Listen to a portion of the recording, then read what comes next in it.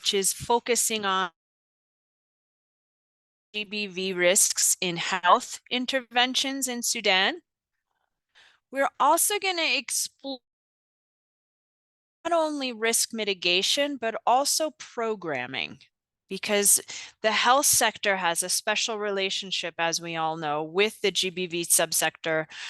And so we're also going to explore a little bit of that, and in terms of the resources available to help support you to strengthen our response to survivors of gender-based violence.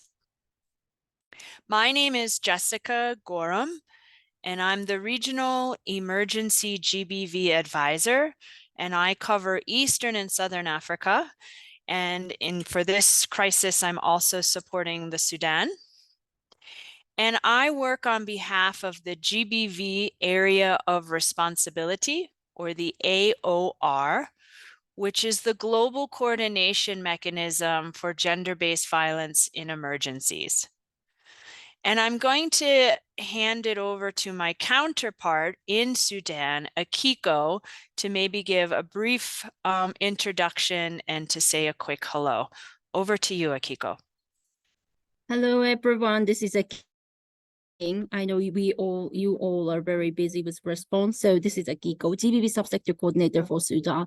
So as Jessica mentioned, health, cluster, health actors have very special role to, as well as GBV response. So Jessica is going to cover, some of the, very key points that, we need to be take note of. And, at the end of the session, we hope to come up with concrete recommendations so that we can, take it forward and also perhaps, meet again, sometime after. So I'd like to express my sincere appreciation to Jessica, who has been supporting, Sudan GBV AOR team subsector, since the beginning of the crisis. We cannot thank enough for that. She's been leading, several, series of GBV risk mitigation session. I think she's going to mention in the session, but she did a GBV risk mitigation, which is kind of foundational session, which is what what non-human non-GBV actors can do to support GBV survivors. We are going to share the recording for that as well. And then we have specific thematic session for each sector. We did WASH, shelter, and FSL, and health is the fourth sector we are working with. So also I would like to thank Shiva, who is working at GBV AOR headquarters in Geneva, for supporting us, providing us with the technical support, and also, setting up and coordinating this session. Thank you so much. And I'll be here, with you in the session, but without further ado, I'll hand it back to Jessica. Thank you. Thank you, Akiko. If just a few ground rules to help us have an easier time together. If we could please make sure that our microphones are on mute throughout. And also if we could turn our videos off. We realize that many of you are calling in from places that might not have the strongest Wi-Fi connections, and we want to make sure that you're able to join the session and be able to stay with us the whole time. So if you could please put your microphones on mute and turn off your videos. You might notice that I am going to speak a bit slower. I recognize that many of you on the line, English is a second and sometimes even third language. So please bear with me. I will be speaking slower so that hopefully people can understand me through my accent as well. So if at any time you feel like I'm speaking too fast, do write in the chat. But for those who are maybe thinking she's really speaking slowly and enunciating more than normal, it is because I recognize that many of us are speaking English as a second or third language. And I want to make sure that I'm understood because these concepts are really important in terms of the impact that you all have on the life of a survivor. If at any time you have questions, please do write your questions in the chat. I see that we have a lot of UNFPA/GBV subsector colleagues on the line joining us today. If it's something simple, they will be able to answer those questions readily in the chat. So please do write any questions in the chat. I will also try to keep monitoring those throughout as well. If it's something you feel you can't express in the chat, you can raise your hand. If you go to the bottom of your screen, you'll see the more, and then you click on that, and then you'll see reactions. And if you go to reactions, you'll see the raise hand sign. But ideally, if you could write in the chat, that would be great. And you will notice that Akiko and others will be linking a lot of the things that I speak about in the chat as well. We always get asked about the presentation. This will be lastly in terms of housekeeping. The presentation, or rather the recording, will be sent to you at the end of the presentation, either today or tomorrow. We do have your email addresses because you all have registered. And this is partly why we ask you to register, so that we have your email address so that we can send you a copy of the presentation, or a recording, excuse me. And then you can also find this recording and all previous recordings on our YouTube channel. And you just need to search in YouTube GBV AOR and go to our videos. Okay, is that clear for everybody? I'm just going to say a quick hello so you see who I am on the video. But I'm going to turn my video off as well because I'm also going to follow our ground rules. So it's great to have everybody on the line with us today. I also recognize that we will keep having people join us throughout, and you will be with me for the next 2 hours. So thanks again for joining, and let's get started. Okay, next slide, please, Shiba. So as Akiko mentioned, there are two primary responsibilities, and I'm actually going to say for the health sector, there are three primary responsibilities in terms of our expectations and in terms of your responsibilities when looking at survivors of gender-based violence. So as Akiko mentioned, this is the second part of a two-part series. We already did webinars that dealt with this first bullet point.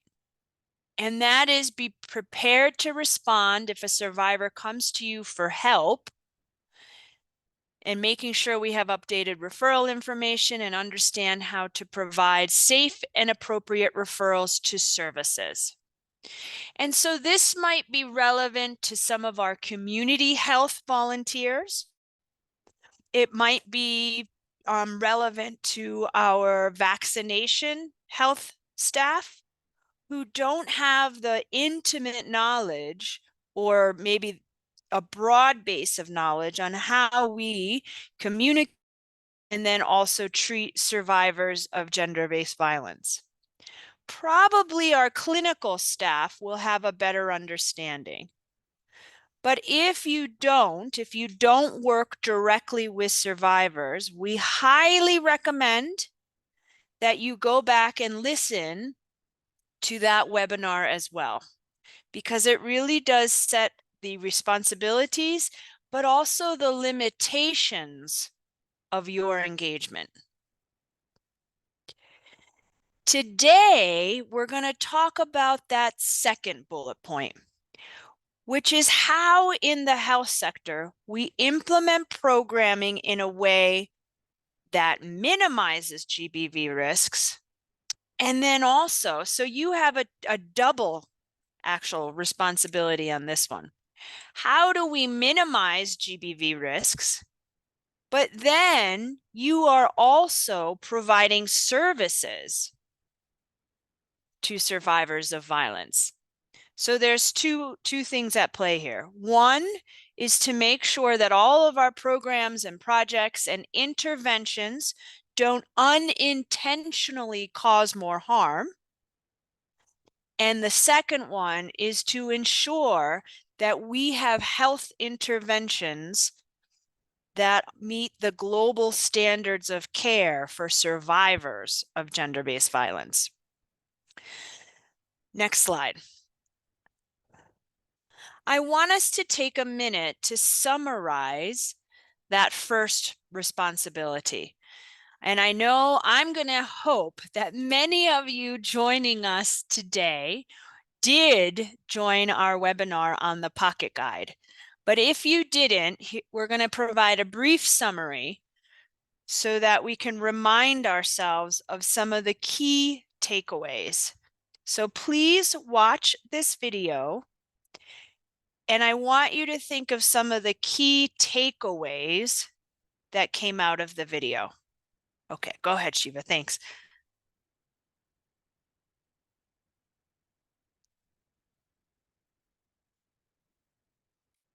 I don't think we have sound.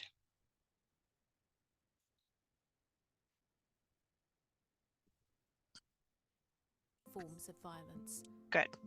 Women and girls are especially vulnerable to GBV, but it can also affect boys, men, adolescents, elderly people, and those with disabilities.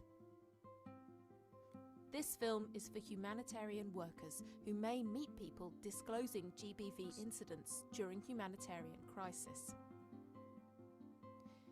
GBV incidents are often hidden, and supporting survivors is always complex and sensitive.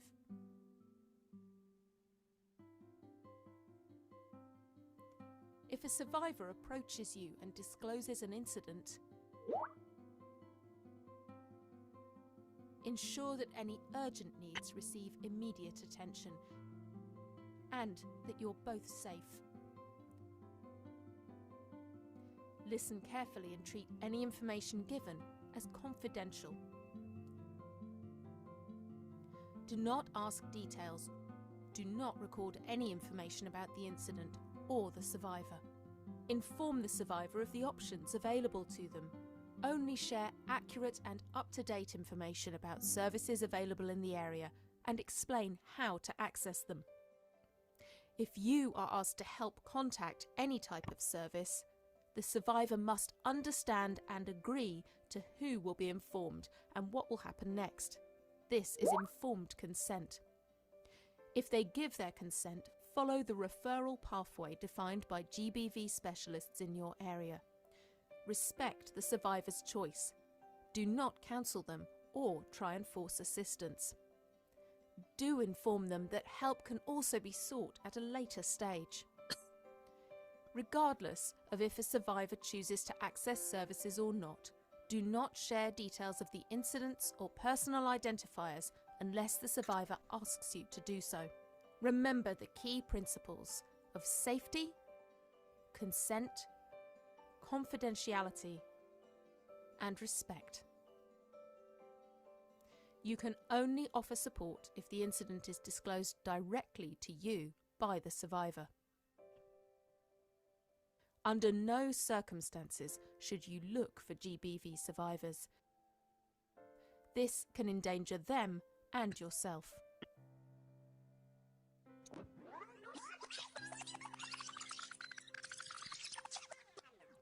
If someone other than the survivor approaches you, give them information about available assistance that they can share with the survivor. Explain that safety and confidentiality must be preserved.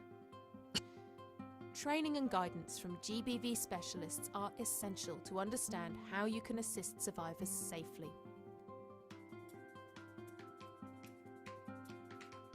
Ask your manager what's available. You and your team should also be familiar with your agency's code of conduct and know that any sexual exploitation or abuse by humanitarians is strictly prohibited. If unsure of what to do at any point, seek advice from a GBV specialist whilst upholding confidentiality.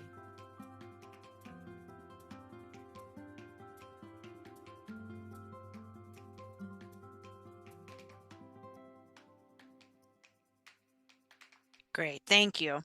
As I mentioned, this is for non-GBV specialists. And some of you who are joining us from the health sector might consider themselves a GBV specialist or provider if you are working in a clinical setting. But as I mentioned, there are many other people engaged or involved in the health response who we would not consider a GBV specialist. And so we would like them to make sure that we are treating survivors with respect, upholding. Did anybody get what the guiding principles were from the video? You can write them in the chat. What were some of the key takeaways from that video that you saw for non-GBV specialists? Anybody? If you want to write in the chat.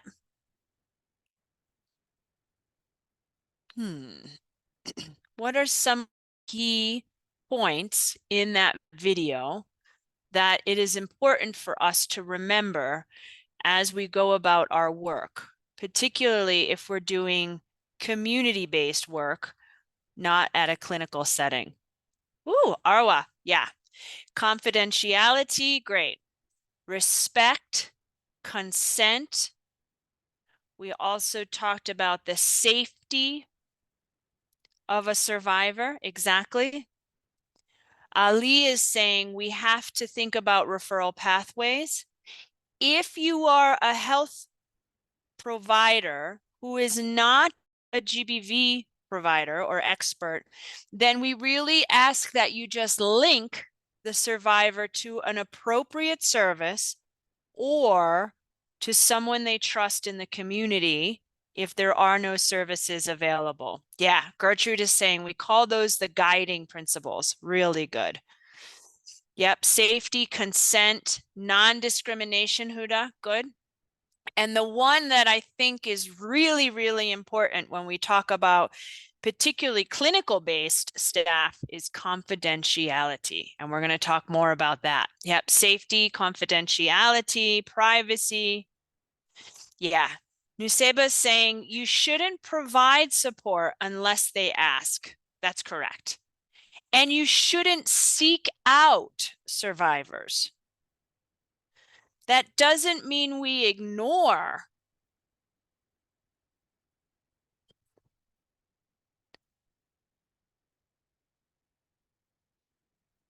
Okay.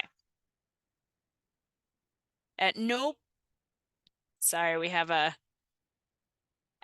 point you shouldn't look for a GBV survivor because it can endanger them. Noted. What if in the situation where key populations exist and there is an integrated intervention tailored to LGBT?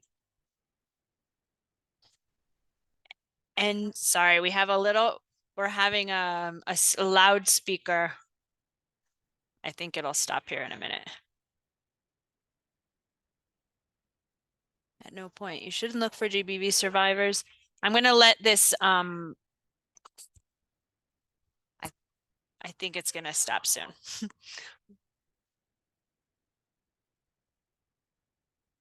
So if there is a specific intervention, this really is for interventions that are not to encounter a potential survivor in the field and you are a non-GBV specialist. So Jennifer is asking about a very specific, and there's an integrated intervention tailored to LGBTQI and GBV screening.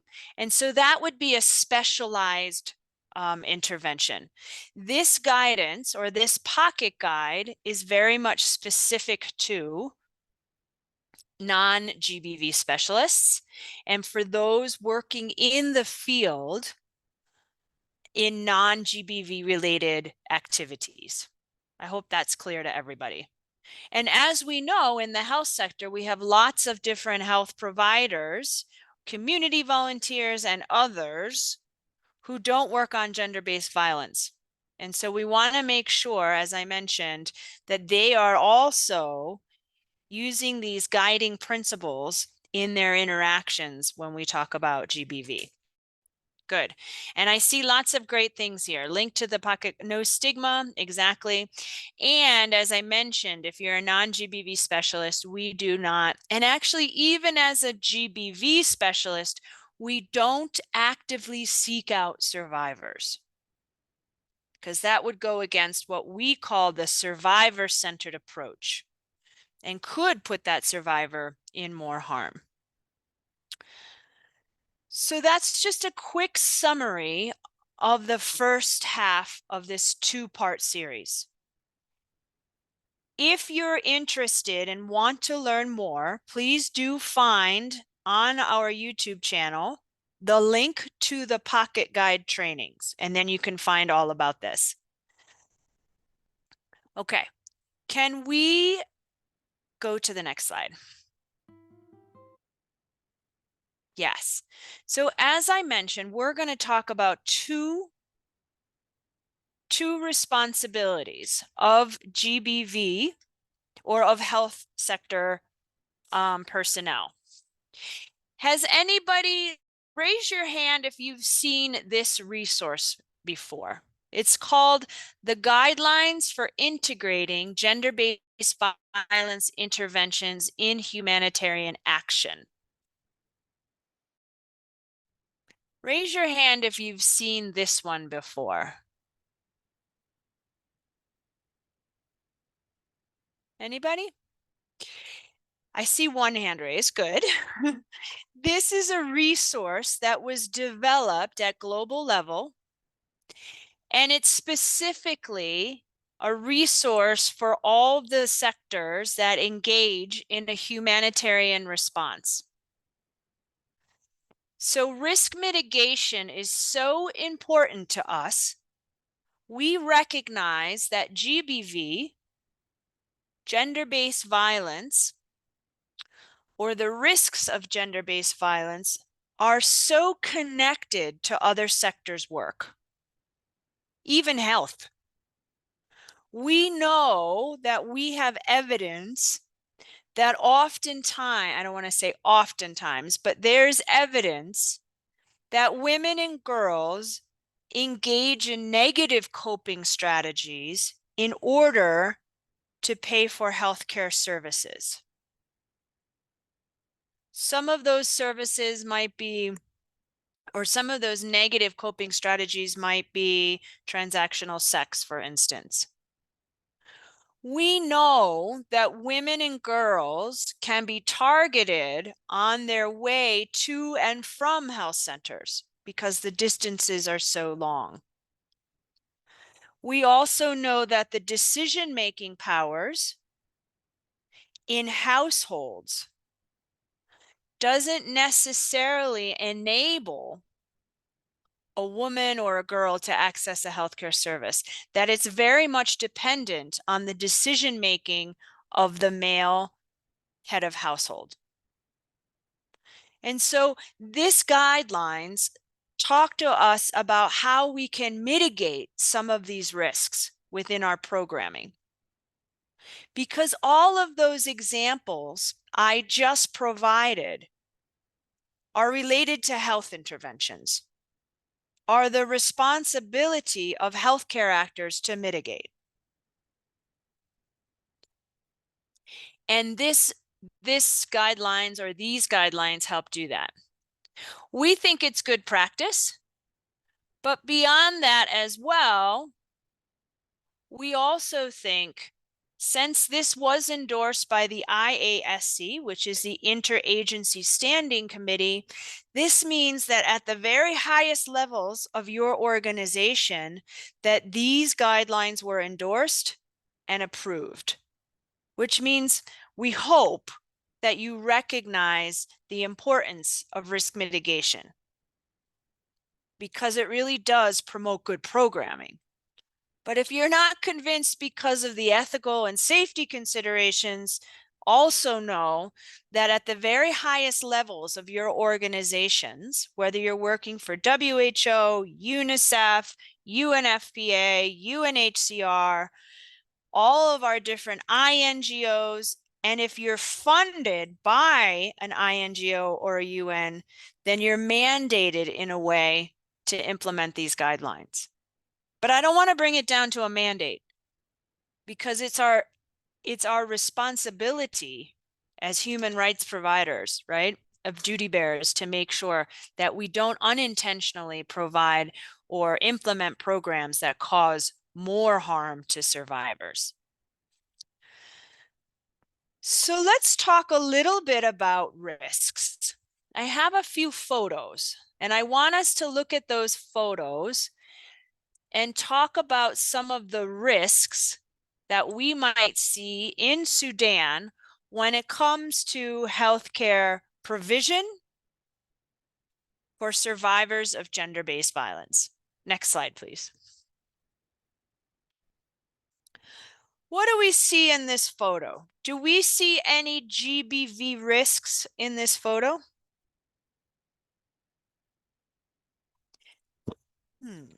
Take a look at the photo. Yes.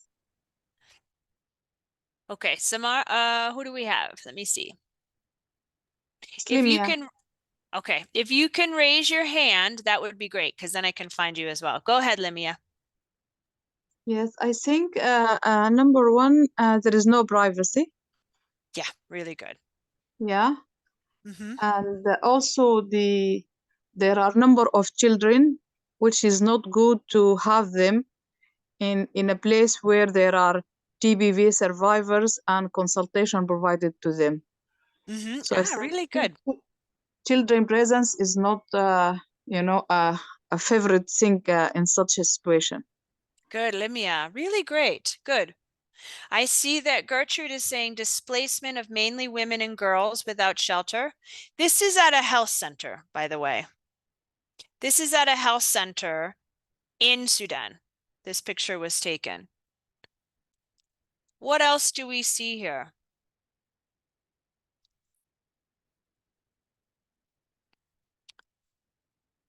So Limia, very good. You're saying it makes you nervous that if these are survivors, then why do we have so many children? And how is that going to be? No privacy, Allah, good. It's crowded. Yep. Gertrude, what do you have? What do you think? I see your hand raised. Yeah, I think there are so many, and they might take long at the health facility to be served. And of course, maybe they are also coming from far away. When they go back, something might be triggered with the husbands or the head of the households. And this might also be something that can link to gender-based violence. Over. Mm-hmm. Yep. I want us good, really good reflections. Seham, go ahead. I see your hand raised. Yeah, thank you. The waiting area is not well placed, so it's not comfortable for the clients. And also there is no care provider or even someone from the health center to direct the clients. Also, there is no science in the offices or this. So no one can direct or give advice to the clients. Mm-hmm. Yeah. Thank you. Yeah. And I think, Nuseba, you said it. There's also pregnant women here. Good. So Seham, good observations. And I think Nuseba is saying too, the pregnant women, that woman who we are seeing, who's in the forefront of the picture is pregnant. Have we been hearing any evidence or anecdotal evidence on the treatment of pregnant women, particularly pregnant women as the result of rape? Anything?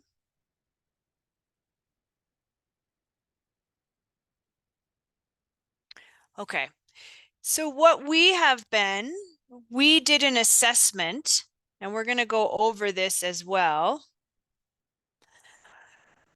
We did an assessment back in April of 2023, and women in the community were saying that women who were pregnant as the result of rape were not getting treated at the health centers, particularly by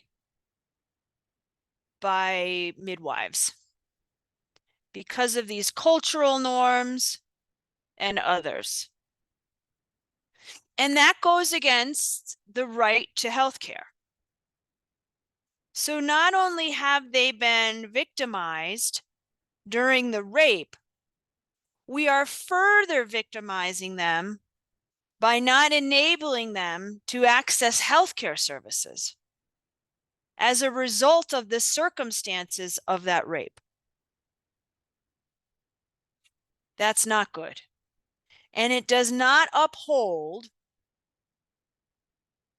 the key principles, both from an international human rights perspective for health and from a GBV perspective. Is that clear to everybody? It is not the midwife's job to make decisions based on her own cultural and social norms. It is her job to provide healthcare services. Does that make sense to everybody? Good. And Yes, can it you does. imagine? Can we imagine how it feels for that survivor of rape to be re-traumatized after they had the power or the strength to actually go to a health center and to be judged by healthcare providers? That is not okay. Okay, let's go to the next slide. What do we see here? This is another healthcare center. What are some of the issues we might identify in this picture? So this is the main treatment room in this health center in Sudan. What do you think? Do we see GBV risks here? You can either raise your hand or even write in the chat. Yeah, Jennifer, what do you think? Yes, one, I see this aspect of confidentiality. It's one room that has both male and female, so likely this can also fuel violence.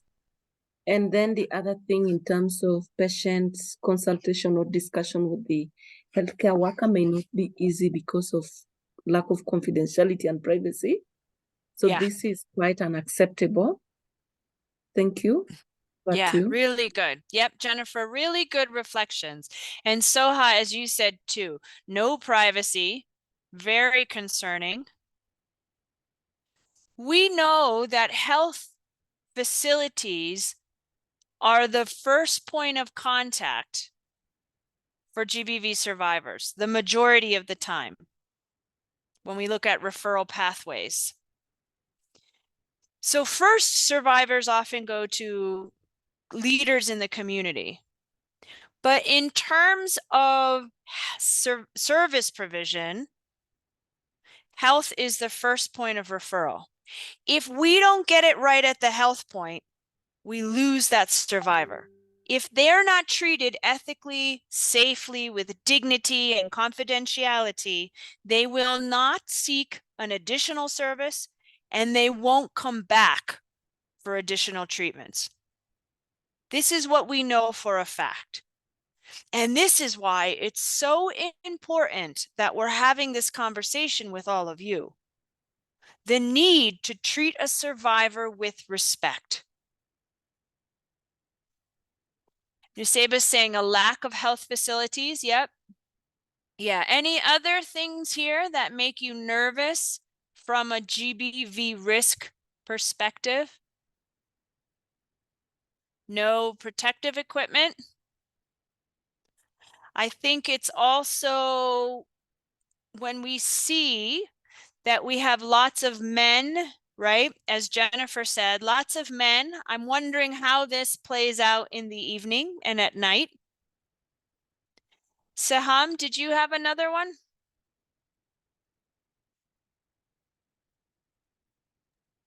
I see your, yeah, go ahead, Saham. It's Saham. Okay, thank you. Also, the service provision is not proper. The co-patient, the man who is wearing the jalabiya, is holding the SIBA, is holding the IV line for the patient. Mm-hmm. So, yep. Yes. So also, you're just even, go ahead. Yeah. In addition to the privacy, there is no partition. Yeah. From client to client. It's better to provide portable or movable partition between each client. So it will provide some privacy to the place. This is I also know. And also this is not a comfortable place. Even the harassment can be, some sort of harassment can be done in this crowded place. Mm-hmm. I agree. Really good Yes. points. Good, Saham. Yes. Good. Yep. Now, and I like if you see the men and women are so close to each other, which can provide some sort of harassment or this. So, thank you. Yeah, it makes me nervous. And I think Allah in the comments have said this as well. It makes me nervous to see all these men and women together in this crowded space, because we also know, especially in Sudan, the cultural sensitivity around dealing with women's issues. Most likely, if there is a survivor in this room, she's not going to disclose anything because of cultural issues, because of a lack of confidentiality, a lack of privacy. So lots of things going on here. Or Jennifer, are there any new things that you wanted to add? Any new things? Yes. One, in terms of attendance to the patient, ideally, looking at the sensitivity of the context, a female healthcare worker should be attending to female survivors. And again, here, there's a bit of mix. We could see males attending. We don't know whether the male is also attending to the female survivors. So again, that may also change some bit of attitude and limit information sharing. Then the other thing, I'm seeing something like a patient file, which is a little more exposed. So likely, any of the attendants or any other person can get access to this file and have a glance at information, and this may fuel more violence. Thank you. Over to you. Thanks, Jennifer. And we also know it can fuel more violence, but also we know that in Sudan, women and girls who are survivors of gender-based violence aren't always protected by the very people who should be protecting them. They are often found to be at fault. So even that, what you said, Jennifer, leaving case files around can cause a lot of harm and retribution to the survivor. Limia, go ahead. Anything new to add? Yeah. Yes, thanks. You know, I've had like two things. The first one is like in such a crowded place, you know, for survivors, they don't feel, you know, confident, or they have the courage to ask for service, you know, because there is no guidance, there is no any brochure or any signboard saying that if you want to have this service, you can go to this place. So they might feel confused where to go, to whom they need to refer or to ask. This is number one. The other thing is, yes, confidentiality, and it's not only the files that exposed to everyone, but also the people inside this facility. It seems they are from the same community. So whenever Yeah. any one of them, if he is a man or a woman, they will just take the information and spread it out. If I enter this facility as a GBV survivor, they will just tell other people, blah blah blah. She went to the facility and she has a problem, you know. So this is one of the things is not, you know, favorable, you know, for GBV survivors to have in such situation. Thank you. Yeah. Yeah, really good, Limia. I think that you gave us a nice sort of summary of this picture. Really good. Let's go on to the next one. One last picture. This one's kind of obvious, I think. What do we see here? Theater room. Mm-hmm. Yep, good. Remember to raise our hands. What else do we see here? Anybody? This was actually mentioned by all of you. Gertrude's saying, what about the supplies? Yeah. But Mahmoud, I think that you have it here. It's only men, right? We might have one woman here on the end, but everybody, the majority are men. And that's a problem. Why is that a problem culturally? Anybody? What we know is, and what women tell us, so the reason we know this, and I can be as clear as possible about this, is because women tell us.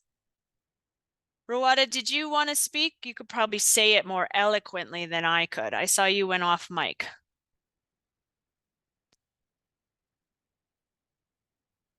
Did anybody want to explain maybe a little? No? Okay. So the reason is that we know culturally many women and girls feel uncomfortable engaging with a healthcare provider who is male. Many times the male partners or fathers won't even allow it. So just by the fact that you don't have women, you're limiting women and girls' access to healthcare. Even when they want to access it, they cannot because of the setup of the healthcare center. And that's the responsibility of the health cluster and those who are providing services. What we also know is that we have to make sure that healthcare providers are trained to deal with survivors of gender-based violence. They need to have what we call these soft skills. What do you think are some of the soft skills that they need to be able to engage with a survivor in a dignified and respectful way? What do you think? What's so important? The exam that you do or the treatment is only one part of it. But it's also really important about the way you talk to a survivor with empathy. Limia, you have your hand raised. Do you want to add to that?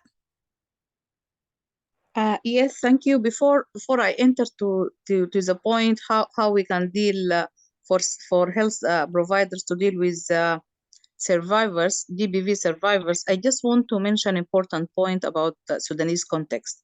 As you've mentioned, yes, it is culturally sensitive that women to be exposed to medical care providers, male ones, and especially for GBV survivors. But sometimes in remote areas, we don't have a good number of women health survivors who can work in such remote areas.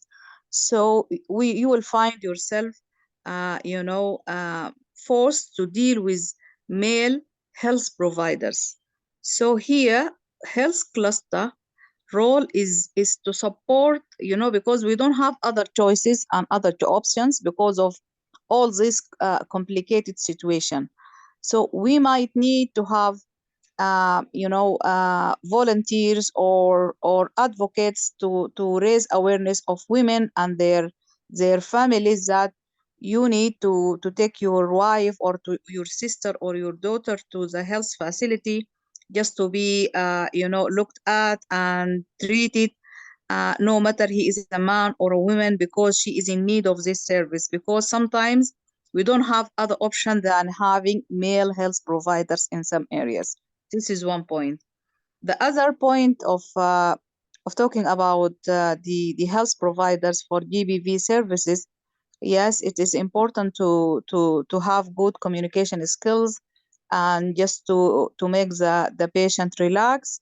And also it is good to tell the patient what you are going to do step by step. Yes, you are welcome to the facility. We know that you are suffering and we can feel your experience and your pains, but we will go for doing this first and then and that, and after all, if you feel you have any complications or you don't feel well, you can just get back to us. And also they need to explain to her the expected complications after having this service. Thank you so much. Thanks, Lemia. Really good reflections. And I also like that in the chat, we're getting a lot more good words that describe how we should engage in a non-judgmental way, in an empathetic way, compassionate. We need to be a good listener. We need to maintain confidentiality, which is so key. And so I want us to keep, Lemia is saying, but what about in the rural areas? We only have male healthcare workers. There are ways we can find solutions, ways that we can make a survivor feel more comfortable in that situation. We can ensure that they have, and I think this is going to be one of our recommendations, Akiko, that we take, what can we do tomorrow to mitigate that barrier to healthcare? And we've done different kind of strategies around this. We can make sure that the birth attendant in that village also receives training so that they can be present. We can make sure that we always have a trusted family member or community member with the survivor so that they feel comfortable and they're not feeling like they're isolated and in a room with men, and not because we know this is a power differential. Ala, you had your hand raised. What are some other strategies that we can reduce that risk? Well, thank you very much. I believe, thank you very much for the opportunity. I believe it's something that belong way back. I think having like some gender sensitivity and gender empowerment and some empowerment for women to be included within the healthcare provision, especially in the rural area where culture is a very crucial dimension as a social determinant of health. It's really very important to make sure that they are part of it. If it's not possible, I'm sorry about the surrounding noise. So if it's not possible, then indeed we need to make sure that it's the criteria of selection of the male who are participating to support the survivors. It's really very important. and I really would like to stress on the point that you have raised about the skill, the knowledge, the training, everything. But the skills, I believe, some are natural, some are naturally fit for this one. I think you make sure that they are coming through a very comprehensive training with so many layers of examination to set clear the expectations. And I believe if they are, and it's because of the sensitivity of the topics discussed, indeed, we will not be able to make sure that they are coming from the same area. Despite, I just want to flag that Sudan is it's a very diversified country. So it's going to be very important to make sure that they are well they are not from the area, of course, but indeed they are familiar with the cultural dimension of that area. Thank you, and over to you. Thanks, Ala. Yeah, they should be familiar with the culture, but shouldn't make those cultural norms a barrier to healthcare. That's not what we are there as humanitarian workers to do, right? This is why we get frustrated when we hear that midwives, for instance, are not treating women who are pregnant due to rape because of their own cultural beliefs against it, right? We're not there to make judgments based on our own cultural and social norms. Our jobs as humanitarians delivering health services is to make sure that everyone has access to health and that we uphold those guiding principles. And Allah, you made a good point. Not everyone is maybe designed to provide services to GBV survivors or has those innate skills that we talk about, those soft skills. We know that treating someone for a broken arm is much different than the treatment of someone who has just been raped. It takes a different set sometimes of skills, right? And that's why it's so important that training is involved.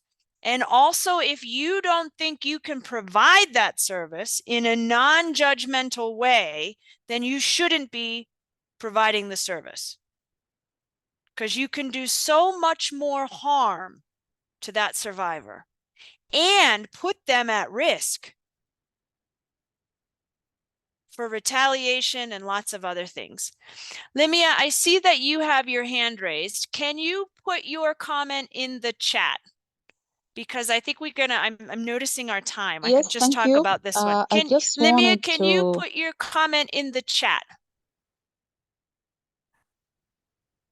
If you have any comments, if you could write them in the chat, that would be great, because I'm going to go to the next slide just because we have a lot to cover today. Can you hear me? Yeah. I can, Limia.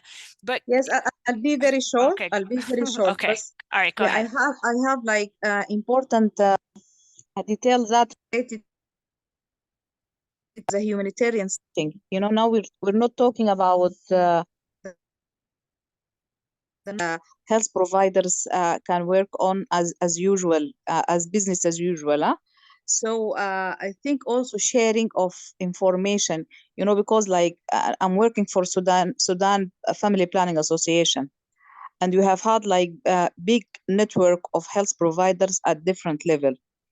You know, sometimes other health providers, even government institutions and other NGOs. Mia, I think we are losing you. Your connection isn't so strong. All right, so I'll write on the chat. I will write on the chat. Okay. And Jane, can you write your comment in the chat too, please? Thank you. So let us go, because we brought up some good, I want to make sure that Limia and Jane, you do write your comments in the chat, because I think they're important ones, especially Limia, if you're working for the family planning organization in Sudan, because we didn't even talk about access to family planning yet. But I wanted to make sure that we also look at the foundation of what gender-based violence is. We can't talk about gender-based violence and not talk about power and consent. Can I get a new voice? I haven't heard from so many of you. Can someone who I haven't heard from yet, please read the bullet points on this slide? Someone who I haven't heard from yet. I can also recommend somebody. Can I have a volunteer to read this slide? Someone who I have not heard from yet. Hi, I'm Huda. I can read the slide if you like. Good morning. Perfect. Thanks, Huda. Good to see Sure. you. Hello. Okay, so power, the ability to control and access resources, opportunities, and decision-making processes. It can be both real and perceived. Gender is an important determinant of power. And then informed consent, making an informed choice freely and voluntarily by persons in an equal power relationship. Acts of gender-based violence occur when there is no informed consent.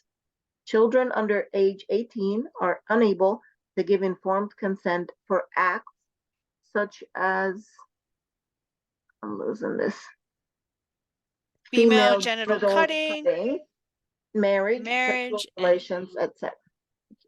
good. Great, Huda. Thank you. That's perfect. So I want us to think about this concept of power. Because we said that gender-based violence occurs when there is an unequal power relationship between an individual and the perpetrator. The perpetrator has more power, and it can be real or perceived. And we as healthcare providers also have an immense amount of power in the life of a survivor. And this is why we really don't want to re-traumatize a survivor if we misuse our power at the health center. Does that make sense to everybody?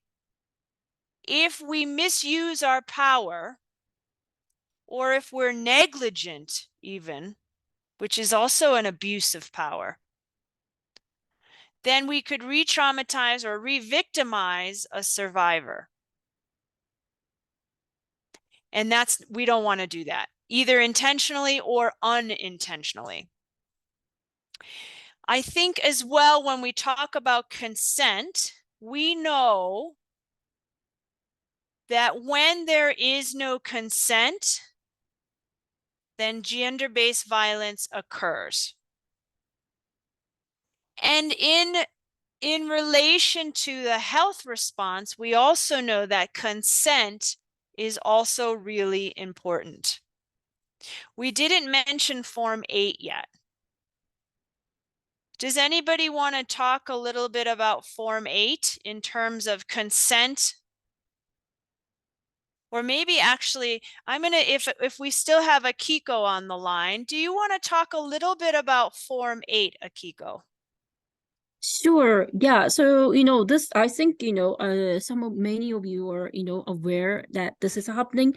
So it is not mandatory to have Form 8, when, survivors seek for healthcare.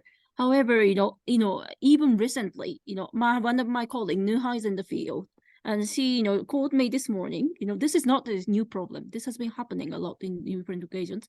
But, she mentioned that, some survivors are saying that she went to hospital for healthcare, GBV survivors, and they were told that if you were not that you have to fill in Form 8, otherwise you cannot receive services.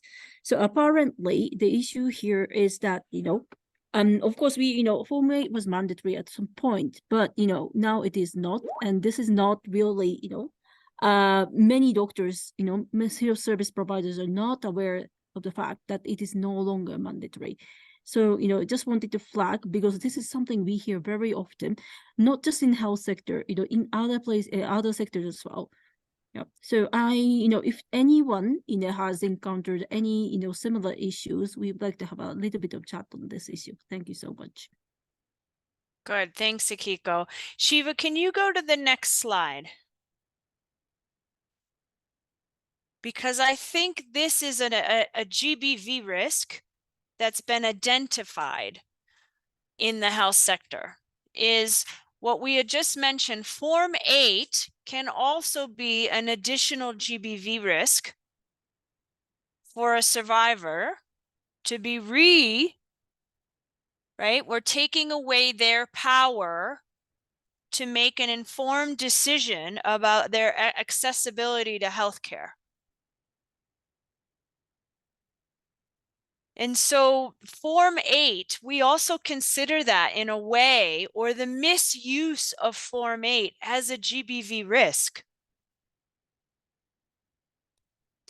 So we also mentioned when we asked you to register, we asked you to answer a few questions about GBV risks. And so you didn't have Form 8 on there, but we're putting it on. That's definitely an issue. What are some of the other GBV risks that you identified? Can you write them in the chat? And I mean GBV risks associated with the health sector. That's the important distinction. What are GBV risks that you have identified through your work in the health sector? Anyone? Can you write some in the chat? I've seen what you've also put. No GBV cases at all. Is that a GBV risk? Jeffrey? Yep. Yeah, I wouldn't say that's a GBV risk, but that's maybe a barrier, because it could be a consequence of something. Underreporting could be a risk, I guess, yeah. Lack of trained health providers, that is a risk, because we could be doing more harm. Stigma, we wouldn't consider a risk, but maybe a consequence.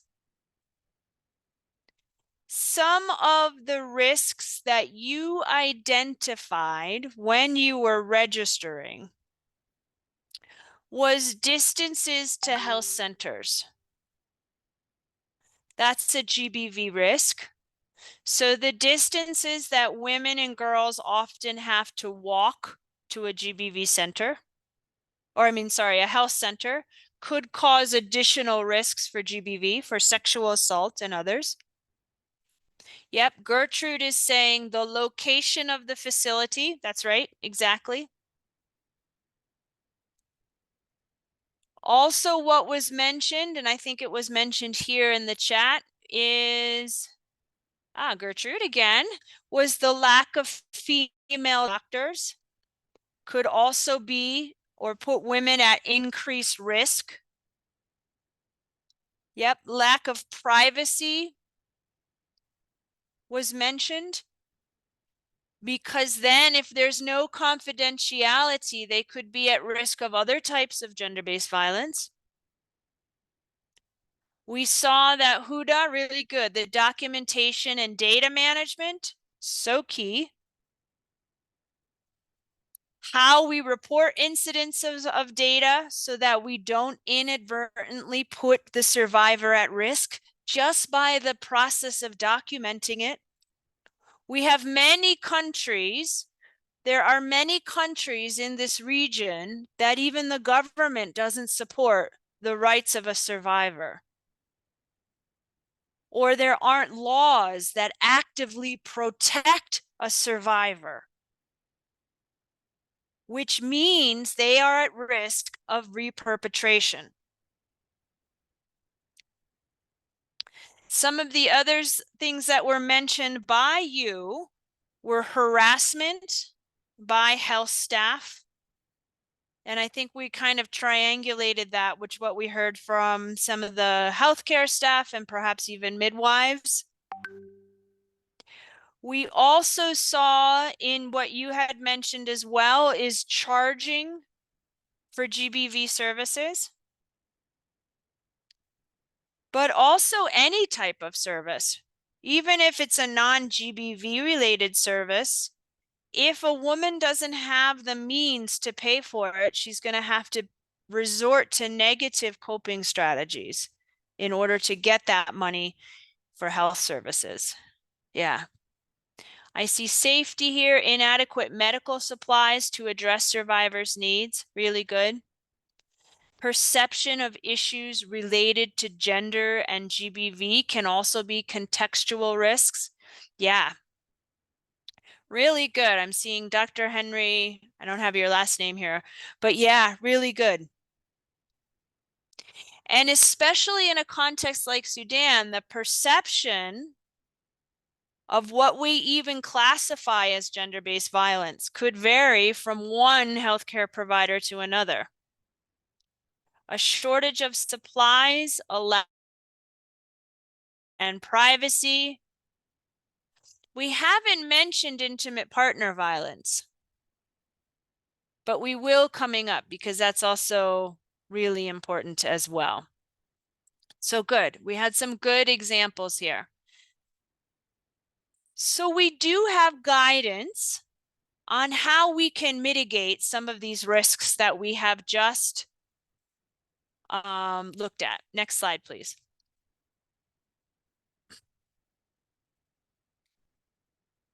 As I mentioned, we do have the guidelines for integrating GBV interventions in humanitarian actions. This is a comprehensive guidance or set of guidance that really looks at specific or essential actions that you can take as a healthcare provider to mitigate some of these GBV risks that you've just mentioned. So the comprehensive guidance, which is inclusive of every sector, is that picture on your left. That's what it looks like. But we tried to make it as easy as possible for you to access health specific. So we also have what we're calling these thematic area guides, which are a shorter, smaller version of the document on the left. So we've also printed these health specific guidelines. So you can either have the comprehensive one, which includes every sector, and that looks like the document on the left, or we also have a health specific one. And this really looks at risk mitigation, important as we know. But I also mentioned that we are also, you have the extra onus or responsibility to make sure programming is in place as well. So next slide.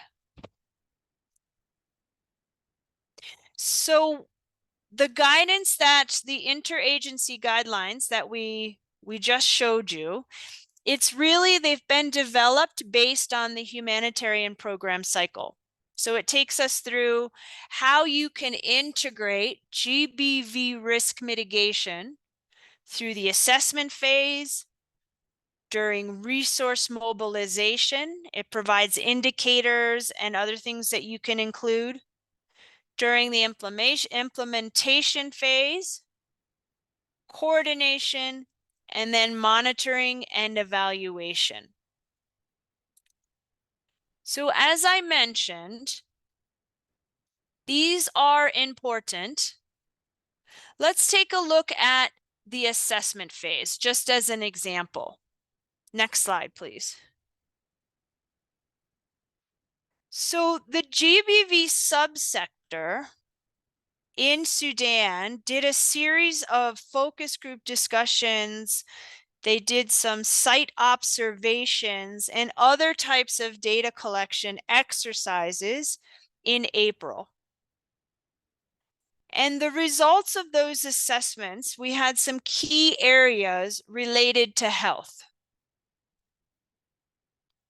Now, the GBV subsector did this assessment, but health providers should be doing this. It's not our responsibility to be identifying the gaps in your programming in a way, right? So some of the things that community members said kind of actually go together with a lot with what you said in the registration as well. Community members in Sudan, in crisis-affected communities in Sudan, identified primarily these 4 areas of concern in terms of GBV risks and working with GBV survivors. Access to health services. And we mentioned this as well, or I should say you mentioned this as well. And that is that services were too far from the settlements or the locations where they were living. They were not able to access them because of a lack of money, which brings us to our reality. Are we charging survivors of GBV for GBV services? The next one, which is really key, I should put under access as well, is the lack of representation of women in health facilities who are able to treat survivors. We might have women who are doing the housekeeping. We might have women who are doing the recording, but do we have women who are healthcare professionals who can treat a survivor, right? It's not just about the number of women in a healthcare facility, it's about the functions that those women carry out as well. This second one is universal. This one we see in every country, a lack of confidentiality and safety. And an example of this is some healthcare workers report GBV cases to police without survivor consent. That is not okay. You are putting a survivor at extreme risk by making reports to different entities without their consent. We have instances of survivors of rape and other types of gender-based violence being arrested. Can you imagine as a healthcare provider that you are responsible for a survivor who has been arrested because she's gone through one of the most traumatic events in her life? It's shocking. Or when we talk about openly about cases, and we have survivors who after treatment are going back into those very same communities and are being retaliated against physically. They are not safe. And it's because a healthcare worker did not show any concern for their safety. And they talked openly about that case. I cannot stress enough, if you take anything out of this as something that you can do tomorrow, is to maintain confidentiality. This is huge.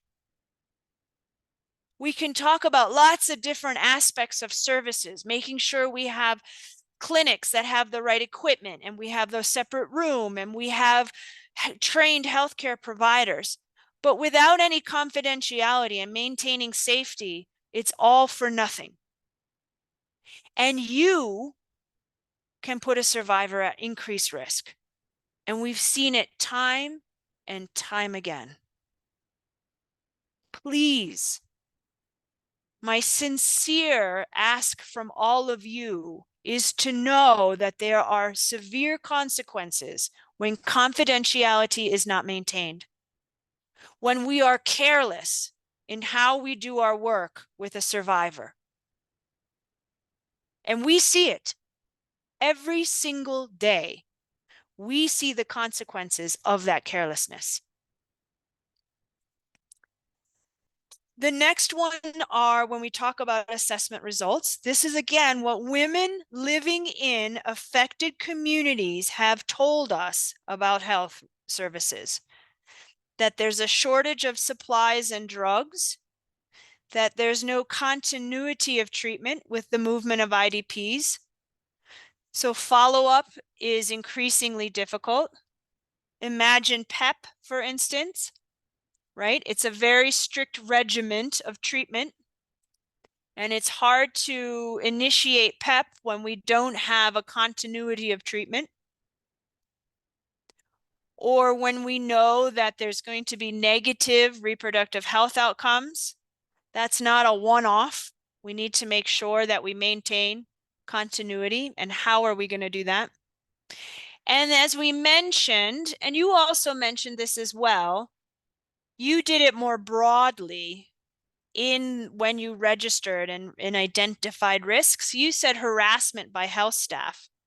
And these women in the community were even more specific. And they said midwives are often primary service providers for women.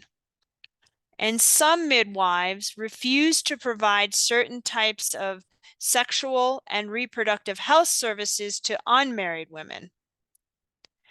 There are many GBV survivors who are pregnant as a result of rape.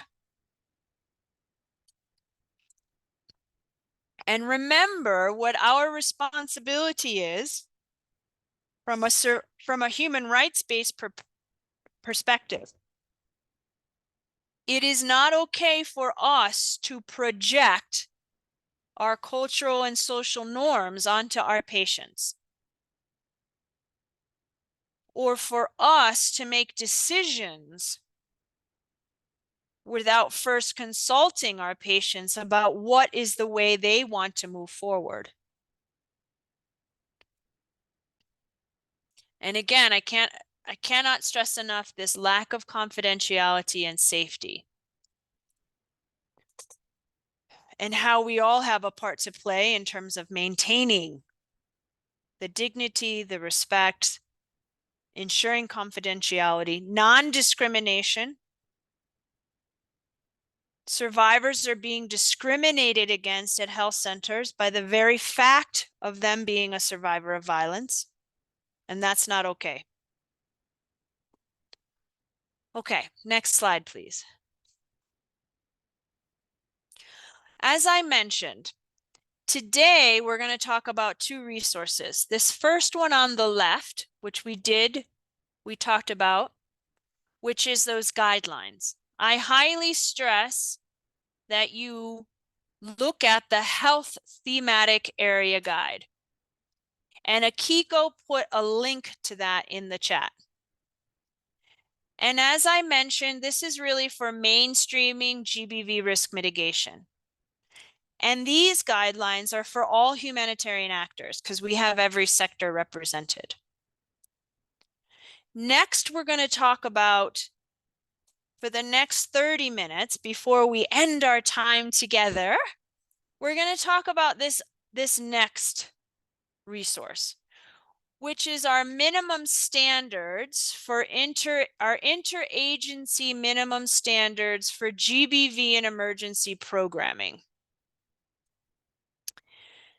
And I should have put the Arabic one, and I think we can find the Arabic. The Arabic translation is available. And so we'll put that, maybe if we can, we'll get that and put it and link it in the chat. I should have put the Arabic version here so you could see it, the cover of it. We do have translated both of these.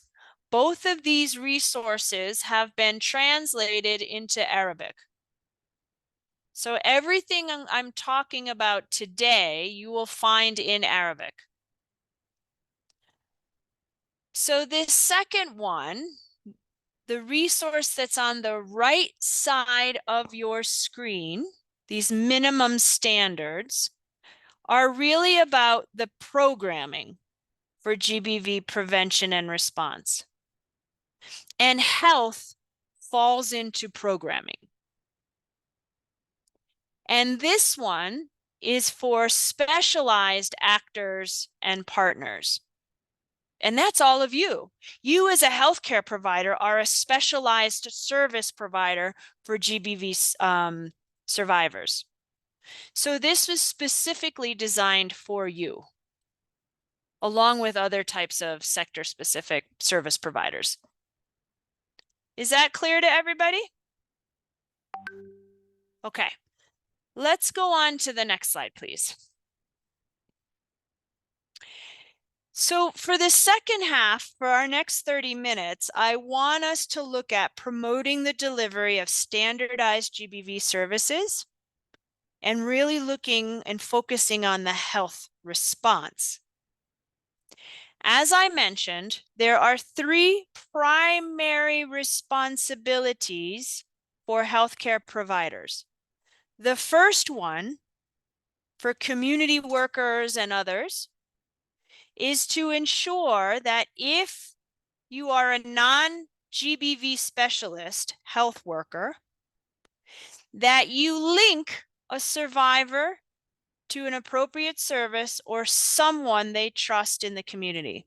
That's the first responsibility for non-GBV specialized health workers.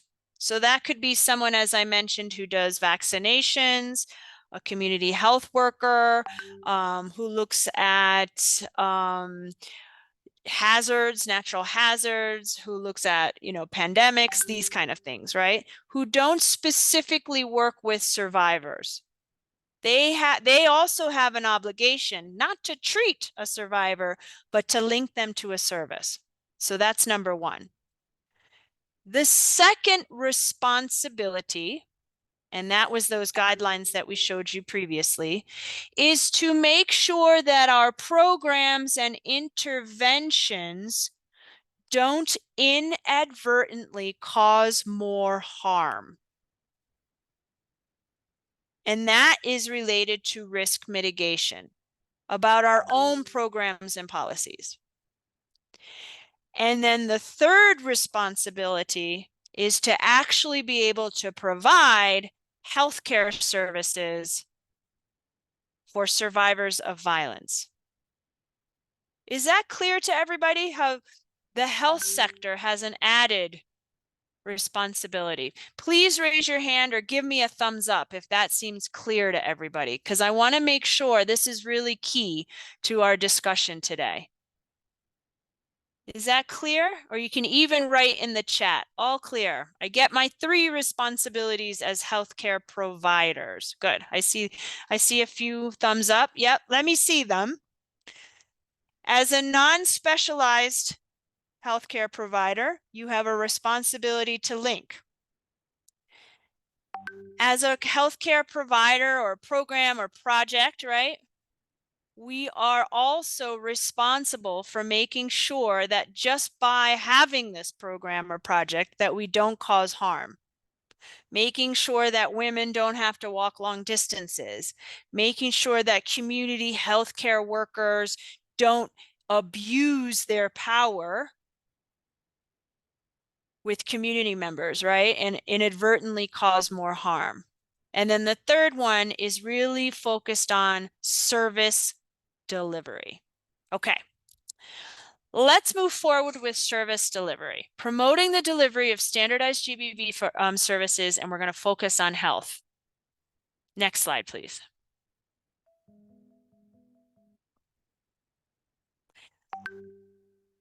If we could turn that volume up just a little bit too, Shiva, that would be great. This is an introduction to these guidelines. Okay, go ahead.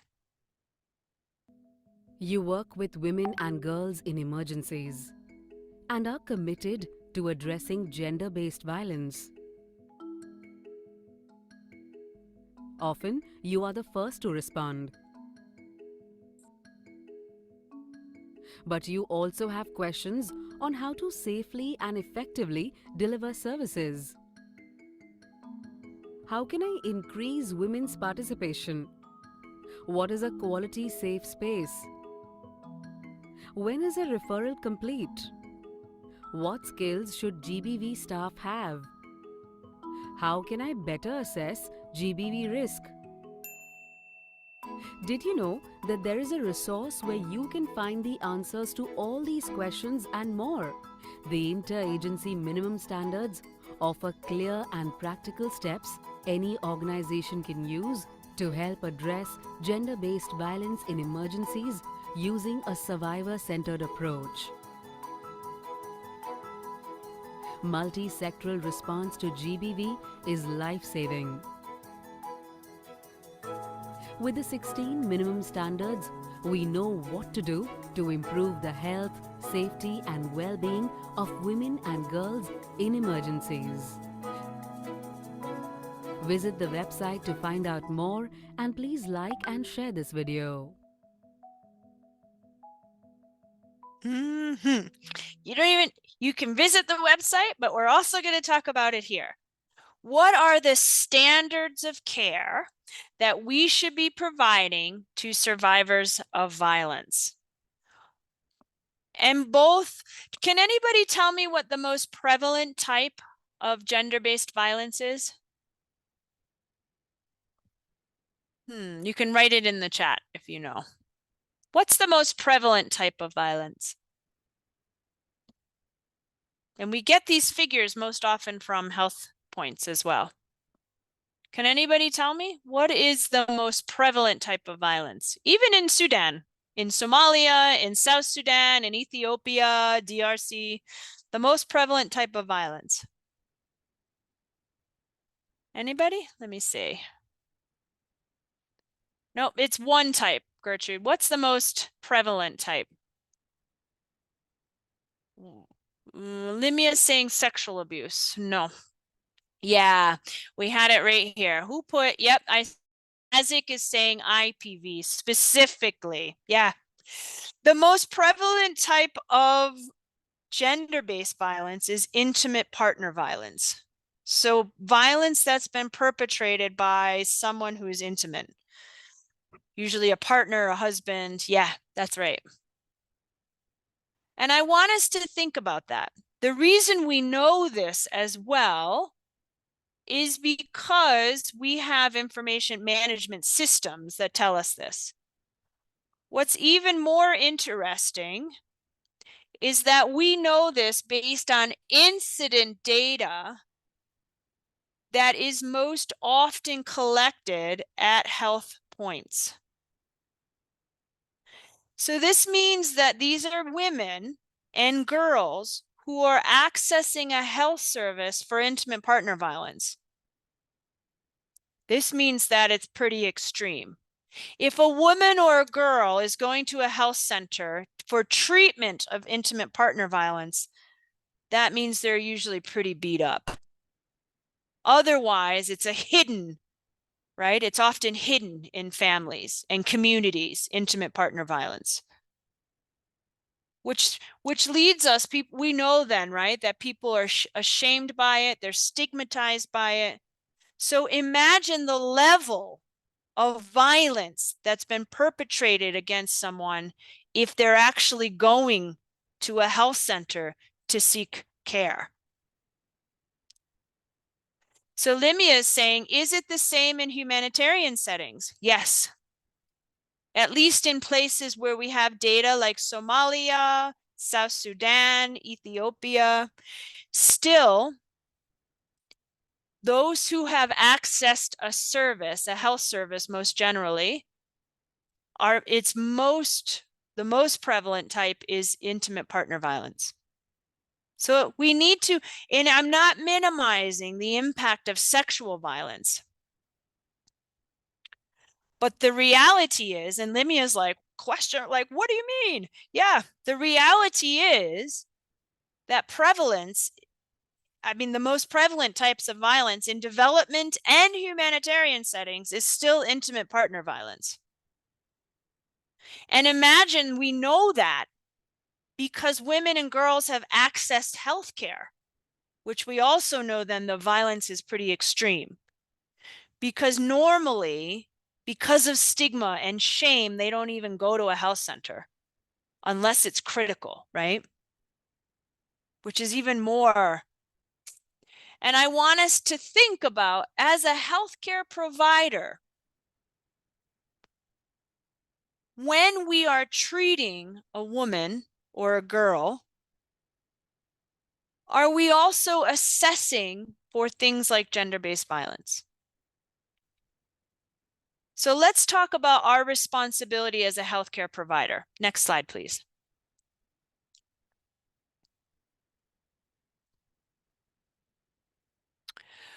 When we talk about these standards, as I mentioned, in this guidance, we have a set under each of these, you'll see that we have standards, right? And one of those, standard 4, is related to healthcare. And so for each of the standards, we have the standard itself. So what GBV actors must achieve. I'm gonna even change this. What health actors must achieve to prevent GBV and deliver multi-sectoral services to survivors in humanitarian settings. As I mentioned, that's standard 4. This guidance provides us with key actions that need to be implemented in order to meet the standard. So the key action should be seen as a menu of options to take to achieve the standards, and also a means to contextualize. And this is an exhaustive list, right? A lot of these are context specific. This guidance provides you as a healthcare provider indicators to measure achievement. And for us, achievement is not about identifying a number of incidences. Achievements is about providing a health service that meets global standards of care. Once you meet a service, right? This is really service specific. It's not about you identifying survivors or incidences of GBV. It's about the quality of the service you're providing. I hope that's clear as well. We do not recommend that we measure success by the number of patients who are survivors that we treat. We measure success by the level or the quality of the service we provide. And you'll see indicators on how we can do that. Instead of looking at the number of survivors we treat, we look at the quality of service we provide. This resource also has guidance notes at the end of each section on very specific areas. For instance, there's a guidance note on mandatory reporting. There's a guidance note on how we treat intimate partner, survivors of intimate partner violence. And then we also have tools and resources in these guidelines for healthcare providers specifically. Okay, next slide, please. So we have 16 minimum standards for prevention and response to gender-based violence in emergencies. Our 5th standard is related to healthcare. Can someone read what we have under that standard? I keep hearing a pinging in our... Can we read what the standard is, the overview of the standard for healthcare? Can someone help me out here? It starts with GBV survivors access quality. Can someone read that for me? Someone I haven't heard from yet. Anyone? How about Abdurrahman? I see you. Abdurrahman Mohammed, can you read that for us? Hi. Hi. So, healthcare for GBV survivor. The GBV survivor access quality. I'm sorry, it's so small. So No, survivor center. it's in the text box as well. Ah, it's a big one. Okay, Yeah, sorry. I pulled it out Yeah. because I did. Good. So the GBV survivor access quality, survivor center health care, including health service for sexual and intimate partner violence and other forms of GBV, and referral to prevent and or reduce the effects of violence. Yeah, yep, great. Thank you. That's perfect. So as we see, number 5 is healthcare for GBV survivors, and GBV survivors access quality, survivor-centered, right? Survivor-centered means that we adhere to the guiding principles, which we know now are confidentiality, respect, safety, security, non-discrimination, consent for sexual and intimate partner violence, right? I want us to make sure that we're not minimizing intimate partner violence, which is actually the most prevalent, and other forms of GBV, and that we're making sure that we refer beyond just the health care facility, right? That we make sure that healthcare, which is often the first point of referral, that we are in fact then referring them on to different services. Good. So this is, as I said, what we're gonna, the next few slides before we end out our discussion today is really based on these interagency minimum standards for healthcare for GBV survivors. Okay, next slide, please, Shiva. Thanks. So this is specific to the health response.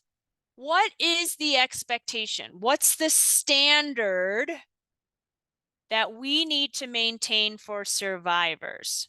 Can anybody help us? Again, I'm taking these right out of those guidelines, those interagency guidelines for GBV health response. Who can help me with this one? Does anybody want to read those 6 different points?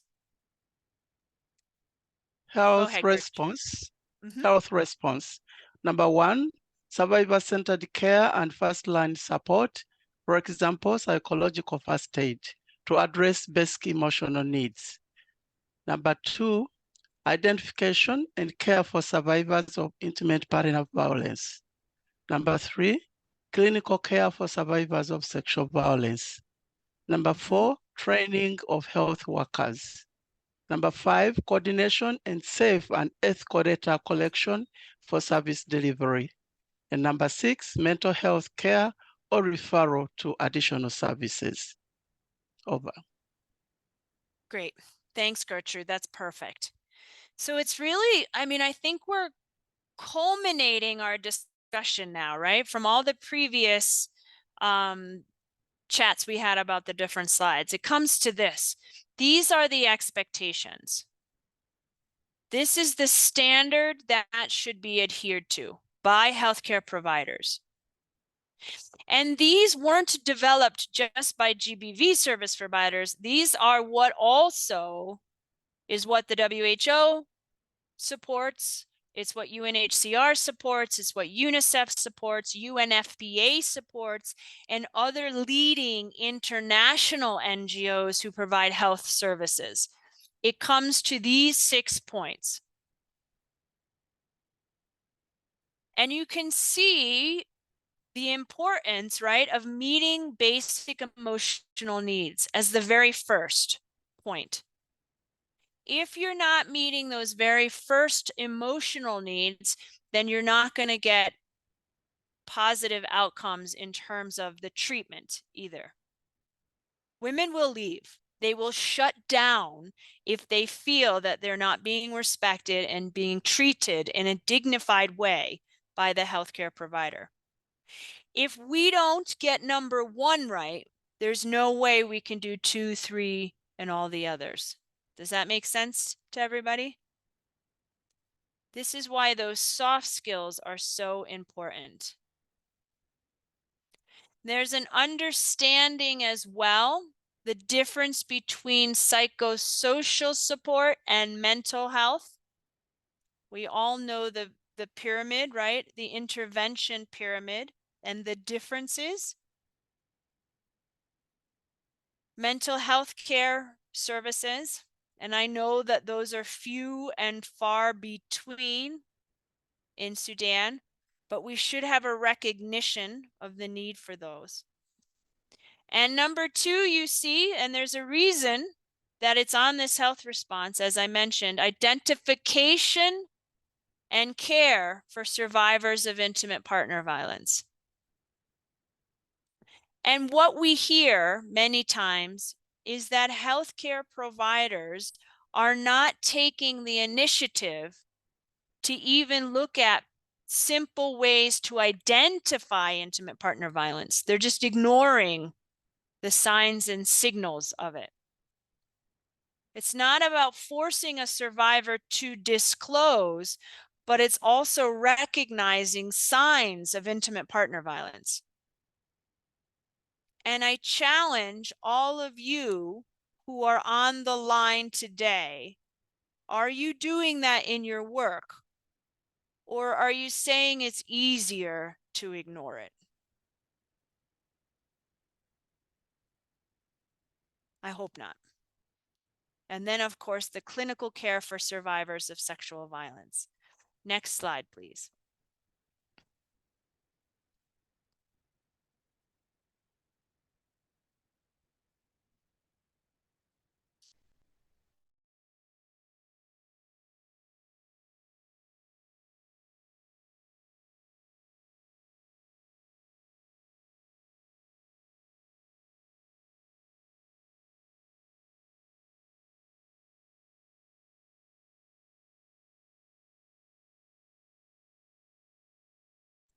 Sorry, all my Wi-Fi just went out, but I'm back.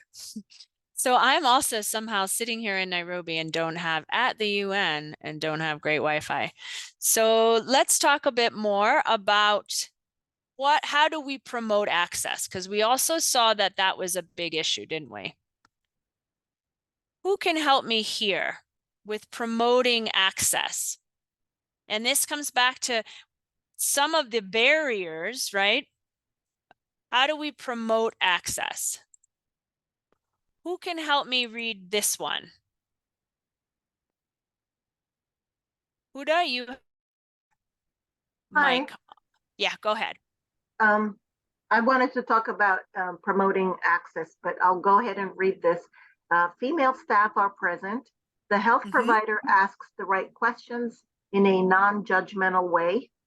The health facility has private spaces for consultation, protocols for provision of healthcare to survivors, essential medicines and supplies, and confidential mechanisms for documentation and referrals. Communication materials in the facility describe clearly the types of services that are available, and the provider makes clear that any disclosure of GBV will be met with respect, sympathy, and confidentiality. Good. And you had some comments, Huda, that you wanted to add to that?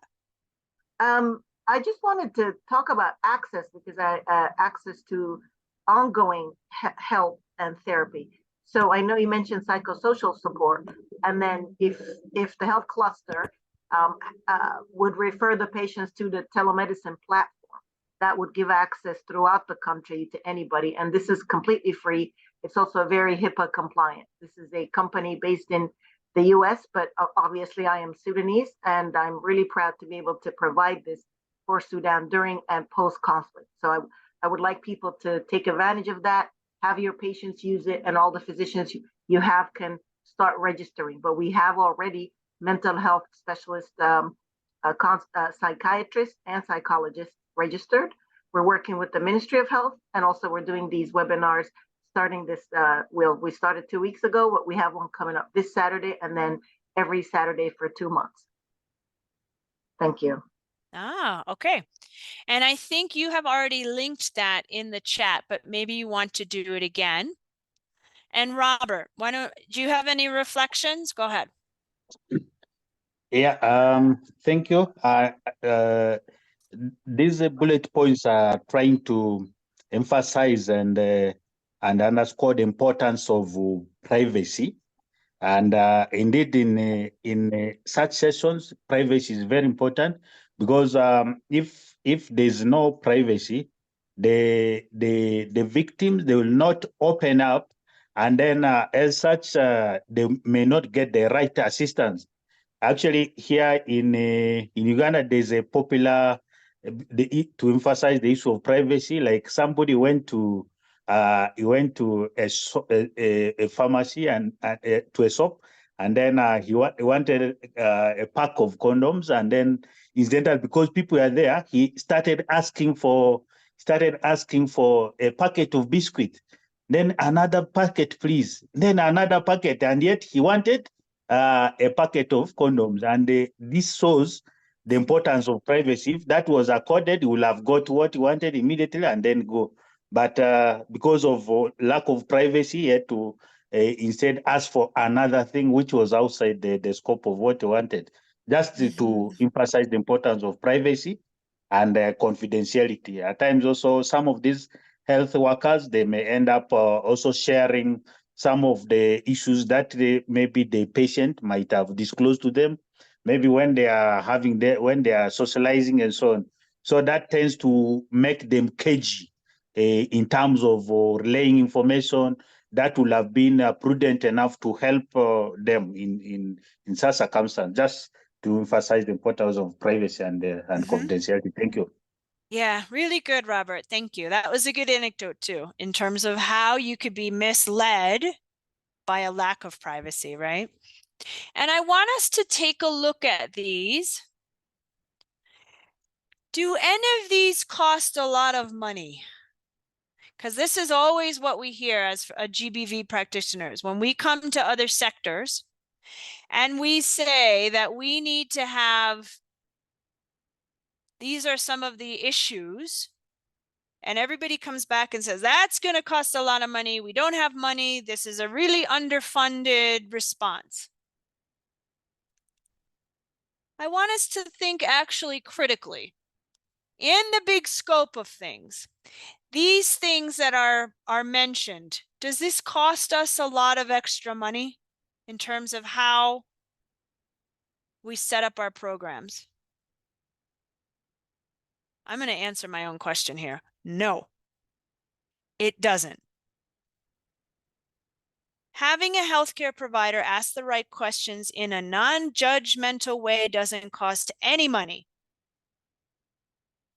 Making sure that a provider makes clear that any disclosure will be met with respect, sympathy, and confidentiality does not cost any money. Taking the extra time to have female staff present when able, or a trusted friend or family member, doesn't cost additional money. It takes a few extra steps and for someone to be thoughtful.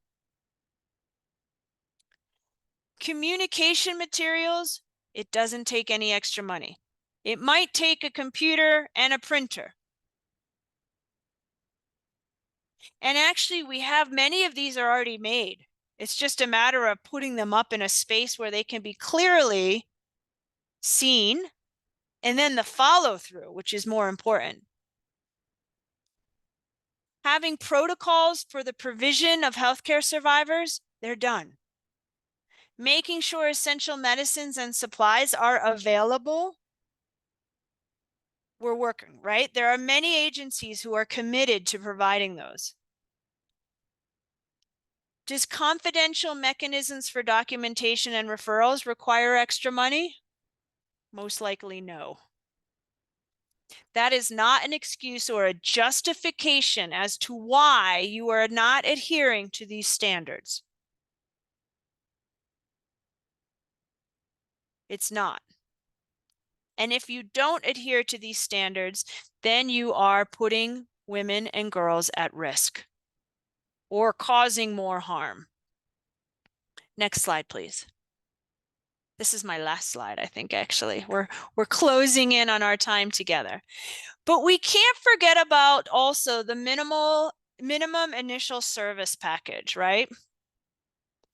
Can somebody help us read just a little bit about MISP? I think all of us know about the minimum initial service package, which is an interagency resource that was developed by UNFPA, UNHCR, and others.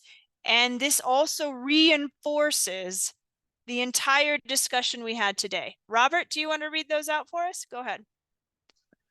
Okay. All individuals have the right to the highest standard of care for sexual and reproductive health.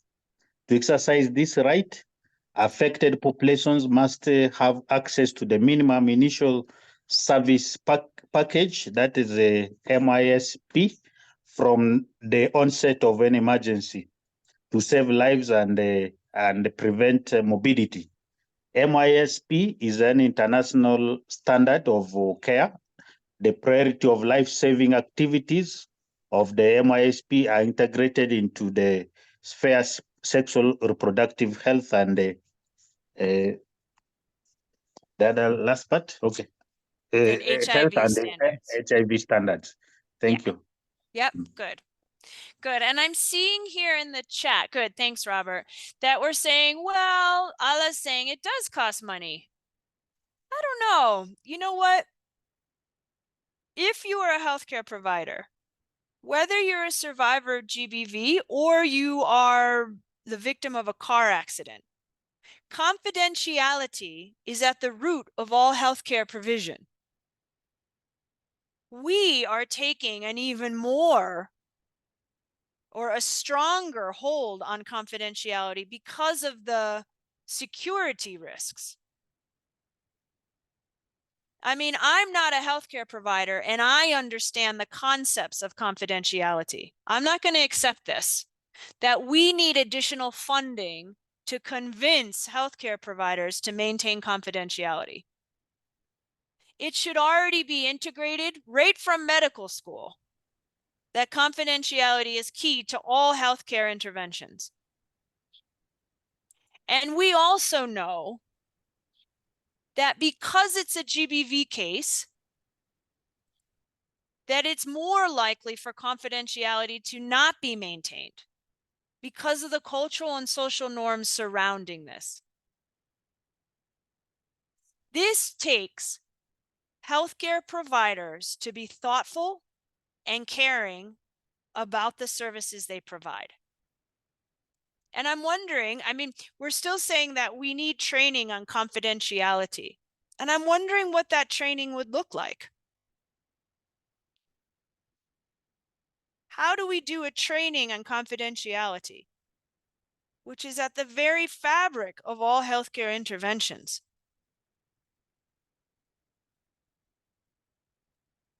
I'm not going to use that as an excuse. Yeah, hold on.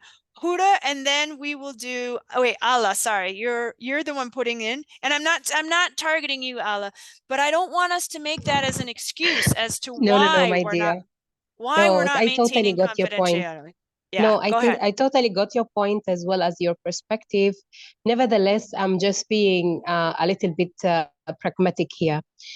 We are speaking about the perfect situation that we all wish to reach.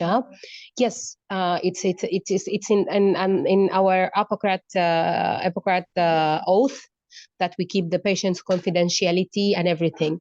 But when we are dealing with such sensitive issues, and just for your information, still, despite all the efforts that have been done, like even decade ago, GBV relative issues, relative training, it's a little bit now we are moving forward. Nevertheless, with all the the deterioration that's taking place. I'm talking about all the social determinants of health, economic, even sometimes with the peace and the conflict that's ongoing. It's even getting more and more sensitive and complicated to deal with these sensitive issues. So I believe we need to invest in GBV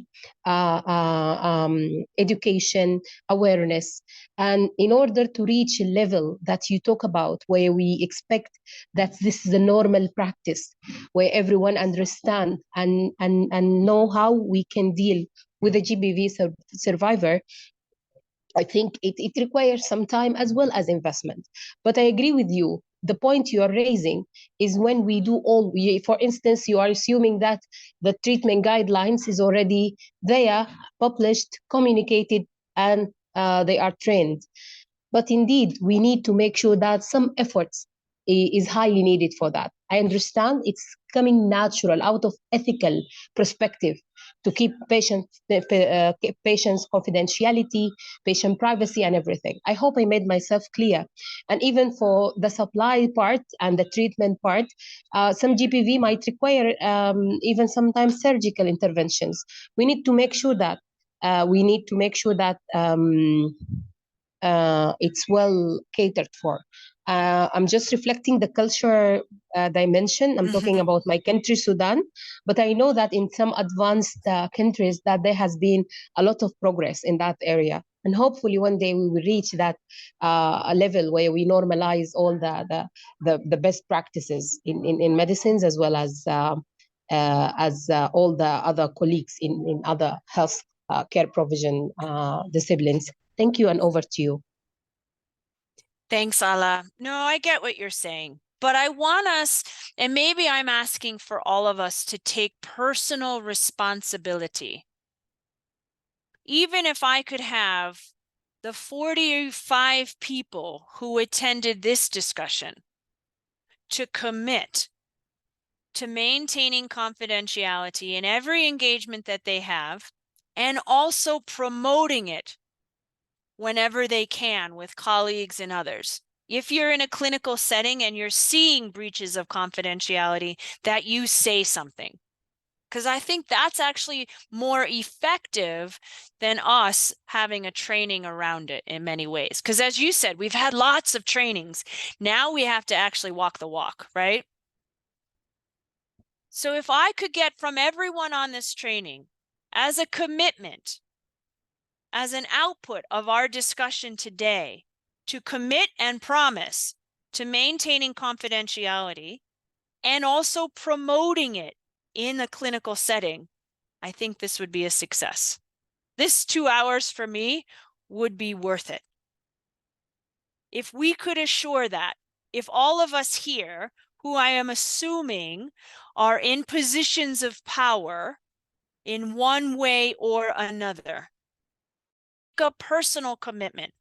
If I could say I have 45 healthcare providers in Sudan who have promised to commit to this, and they have promised to make sure that they promote it whenever they can, I think then we're ahead. We're way ahead. We're more ahead than we were 2 hours ago.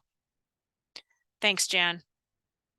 Okay, Robert, last comment before we end our time together. I'm going to end on that high note. The note of commitment, guys. We got this. Go ahead, Robert. Our last comment. Make it a positive one, Robert. Yeah, thank you. In terms of, just to tag the other previous slide, in terms of the privacy and confidentiality, just taking in perspective the current health system setup, especially the health facility setup in terms of infrastructure, just to tag the cost component, you find that in the setup, most of these, especially the counseling rooms, they use the existing infrastructure in the health facility.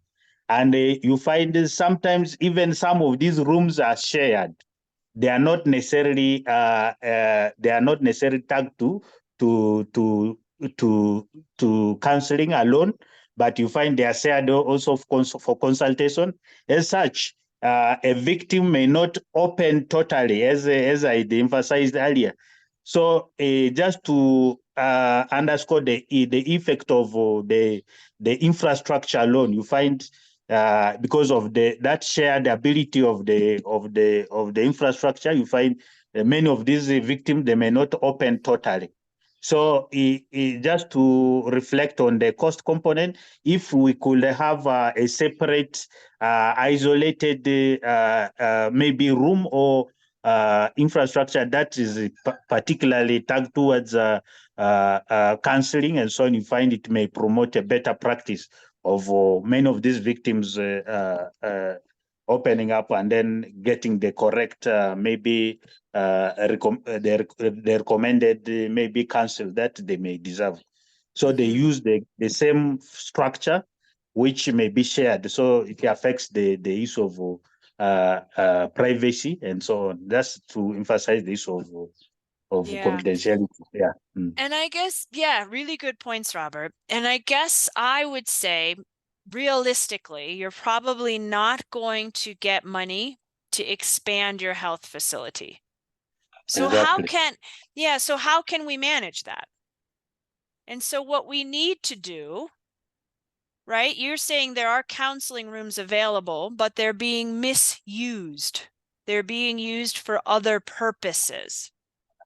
They were And not that means initially meant for counseling, but you find in the provision now, because there's no counseling room, you find they have to share with maybe the person who is conducting maybe the consultation. They share the same room, and as such, it really it impedes the whole idea of privacy. So the patient may not totally open. Yeah. So I think then what we need to do is make sure in the health facility, looking at all of the available spaces, that protocols are put in place about dealing with survivors, so that you would never have the intake room with more than one person if it's a survivor, for instance, right? Or you would find other ways to manage that. So my point is, if you can't change the infrastructure of your health facility, then you need to change the protocols. Does that make sense to everybody? Robert's saying we do multiple intakes in the intake room. But I'm saying, well, we need to think of an innovative solution to get around that. Yep, exactly. And Gertrude's saying, well, why don't we use reproductive health areas for working with survivors? Why don't we skip the intake and go right to a more private exam room?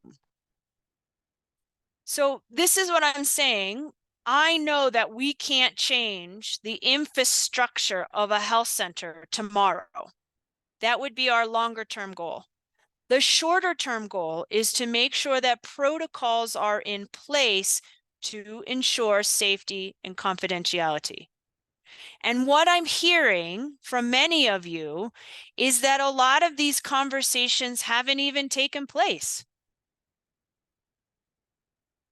And so that's my first request from all of you, is to at least make the effort to see how we can mitigate that and maintain confidentiality. Gertrude, like you said, you put right in there, right? Well, why can't we use some of the reproductive health areas, which are a bit more private? Or why can't we use this? Or maybe we can have a back section of the pharmacy that no one's using. I mean, I don't know, right? But I know that there are ways, if we thought about it and got away from this constant fixation on we need more money, money, money. It's not coming. So we need to think critically and innovatively about how we fix the current situation. And I think there are small ways that you can do that that would have a huge impact on the safety, the security, the dignity of women and girls who are survivors of gender-based violence. I'm going to leave us with that. I'm going to leave all of you with that request to think outside of the box,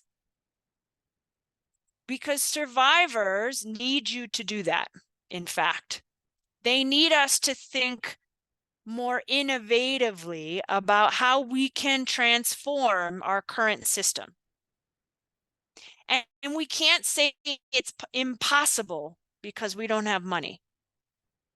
We know that people are doing impossible things without a lot of money, and you can also affect change. Every day, if all 45 of us make a commitment to maintain confidentiality and to constantly reinforce that commitment among our colleagues, it will have a huge impact. If we, the next time we are in our clinics, get all of our colleagues together and say, this is a problem, the lack of privacy for survivors, how can we, I mean, you guys are doctors and nurses and medical officers. You're smart people. How can we come up with a solution to make these areas more private? And I guarantee we can do it. I think the problem is we're not asking those questions at all, or even thinking about them. I want to thank you very much for having me today. You've been a great group.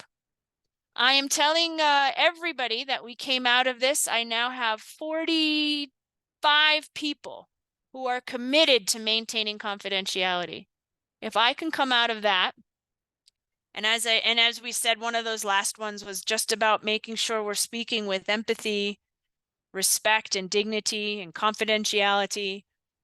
If we can incorporate those values into our own work, that will be significant.